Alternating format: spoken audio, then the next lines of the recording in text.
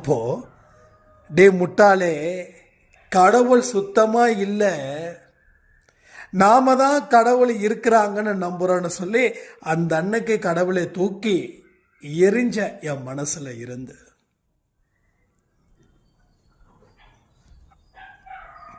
அதுக்கப்புறம் பார்த்தா நிலைமை இன்னும் மோசமா போச்சு.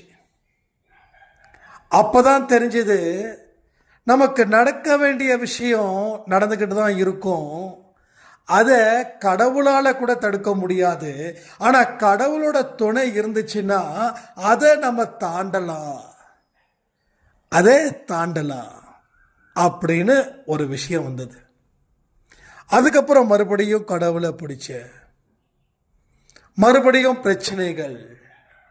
ஆனா இந்த தடவை தீவிரமா கடவுளை தான் நம்பணும் அப்படின்னு முடிவு பண்ண. எத்தனையோ கோயிலுக்கு போய் கதவை தட்டுன. ஆனா இவர்கிட்ட மட்டும் அது என்ன ஒரு சாஃப்ட் கார்னர் அப்படின்னு தெரியல. டெஃபினட்டா இவர் நம்மளை காப்பாற்றுவாரு. எத்தனையோ கடவுளை தேடி போனோம். பட் இனிமே கடைசியா இந்த கடவுள் தான் அப்படின்னு சொல்லி முடிவு பண்ணும்போது தான் சாயப்பா கண்களுக்கு முன்னாடி காட்சி அளிக்கிறாரு. அதுக்கப்புறம்